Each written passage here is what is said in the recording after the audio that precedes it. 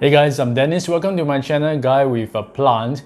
In today's episode, I'm going to make a moss pole from scratch. I'm going to give it to a plant to help it climb up and to grow further. So watch to the end of the video to see which one is the lucky plant.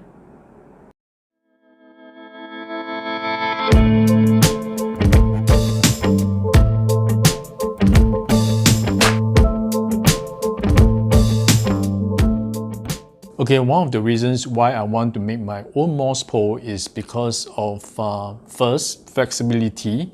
I can actually cut up the material to the height and the width that I want for specific moss poles, and also because I think it will be cheaper in the long run. I'm not sure, I may be wrong.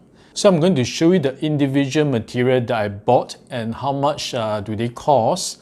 So I'm going to show you the costing as well to see and to compare if it's really cheaper if we make our own moss poles. The first item that I have is this acrylic sheet. It's kind of like this stiff, translucent, but bendable kind of material. I got this at the art shop, and I think this cost me about $1.70. I will show the total costing at the end of the video so you have an idea. So this is about 30 by 20 centimeters. So this is going to be a pretty short moss pole. So if you want something taller, you can just use another sheet, put them together, and we can have something much taller. Right, the next item is this plastic mesh that I got it from the hardware shop. They charge by the length, so this is 1 meter by 1 meter, and this cost me $7. Actually, they have several sizes, but I bought the one with relatively bigger holes so that the arrow roots are able to grow into the moss. Okay, the next item is these cable ties. Transparent ones. I bought it at the hardware shop as well. It only cost me $1.20 because the unit cost is really negligible. And lastly, of course, we have our dried sphagnum moss. I got this at $6 each. So for a 30 cm moss pole, I think I'll probably just use 20% of this. Today's video, I'm just going to make a short moss pole. So I'm just going to use one of these acrylic sheets. I'm going to punch some holes along the length of on both sides, probably 4 holes, to fasten this piece of mesh to this acrylic. Okay, I know some people may want to be really concise about this. Okay, for me, I'm just going to estimate. As long as the alignment is there, I am happy. Okay. 2 holes.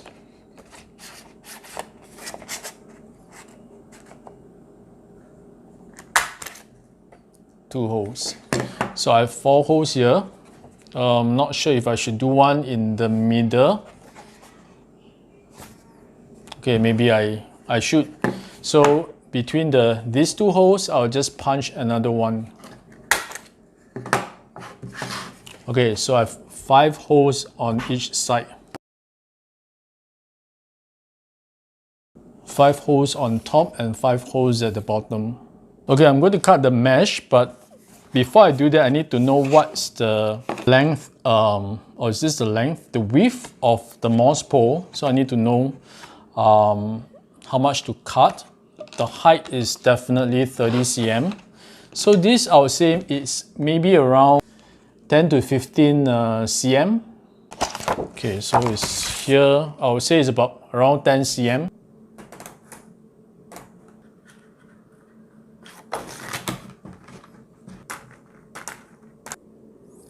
So it's about 30 cm by 10 cm, maybe 12 cm, yeah. Right, let's do one side of the pole first.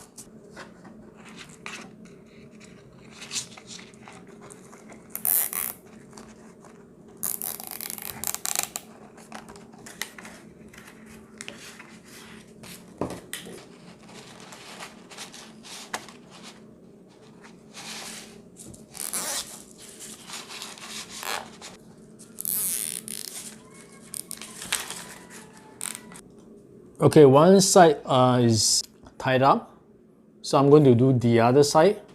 So I'm just going to bend this such that it forms a dome, and I'm going to tie the other side as well. Important to get the first one right because this will form the shape of the pole.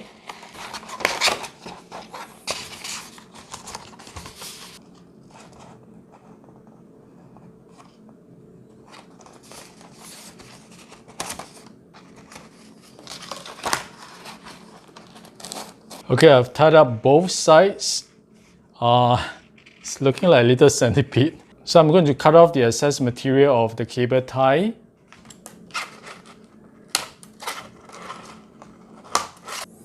Okay, so this is how it looks like. Pretty decent, I must say. Can it stand on its own? Yep. Let's have a close-up look. It's not exactly very symmetrical, but I guess it will do. At least I get the alignment right. So if you don't want such a thick pole, what you can do is to cut away maybe 1/3 of the acrylic sheet. Then you'll become much narrower, and of course you wouldn't need so much of the mesh material. That can be shortened accordingly as well. Then you get a slimmer pole. This is definitely not perfect. Look at this, it's a little bit wobbly, and this part is a bit warped. I think I've tightened this cable tie a bit too much, but this is pretty good alignment. Actually, on high side, the mesh doesn't have to go all the way down, so it probably can stop here because the lower part of the pole will be in the potting medium anyway. Okay, let's break down the cost. This acrylic sheet, I bought it for $1.70. I bought a whole ream of mesh, cost me $7, and that can give me about 30 pieces of this size. So this unit cost of the mesh is about 23 cents. So this pack of cable ties cost me $1.20. So I used 10 pieces, and that will be 12 cents. Sphagnum moss, this is $6. So I think I will use about 1/3 of this for a moss pole this size. So 1/3 is $2. Okay, so with 170, 23 cents, 12 cents, and $2. The total cost in making this moss pole is $4.05. Is this really cheap? I'm not sure because I think you can get those cheap cocoa fiber ones from China for maybe $5. But the good thing about this is, of course, you can be flexible and cut up the size and the height of the poles that you require for the different types of plants and the sizes of plants. So this has an advantage over those ready-made ones. Okay, I'm going to use this plastic net pot, which I think goes really well with this moss pole. And you know what? I think I'm going to cut off the lower part of this pole because I want to allow the roots to be able to, grow freely to this area. If not, it's going to be a little bit blocked by the mesh. Okay, let's cut it off.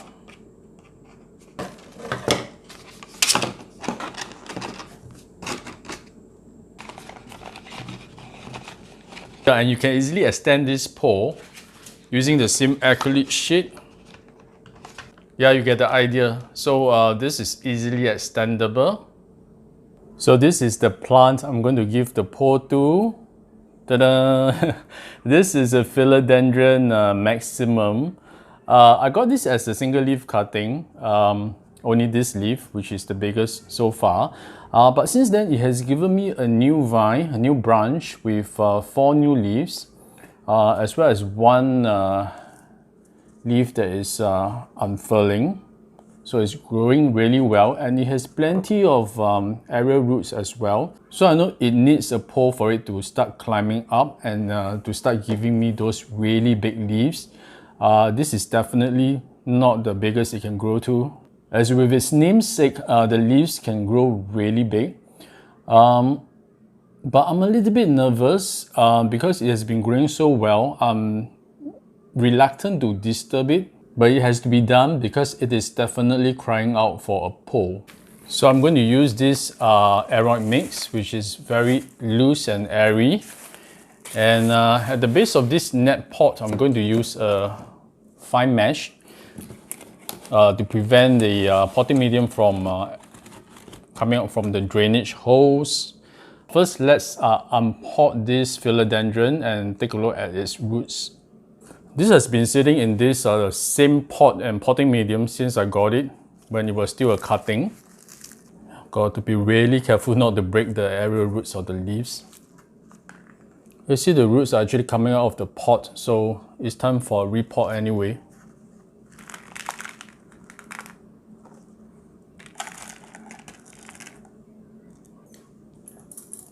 Okay, let's take a look at the roots. Very white and healthy. There's no signs of root rot, which is good. I really hate removing moss from the roots of the cuttings. I'm going to put in the moss pole.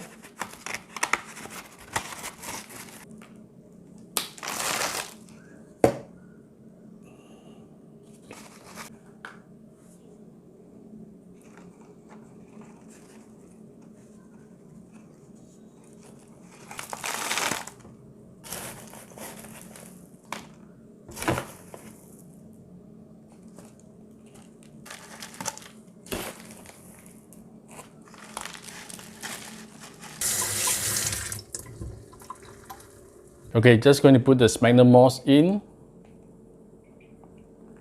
You can actually use moss or other potting medium if you like tree fern or cocoa chips. But personally, I prefer moss because I think most of the plants, they really like to grip onto that, as you can keep the moss pretty moist. It doesn't have to be really compact, just keep it loose.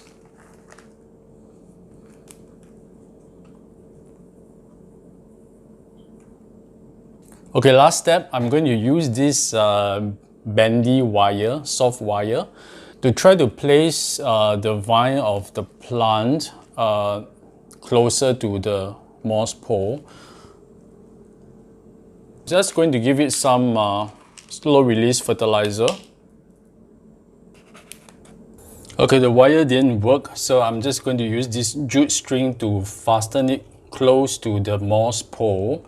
And now I'm going to give it a drink.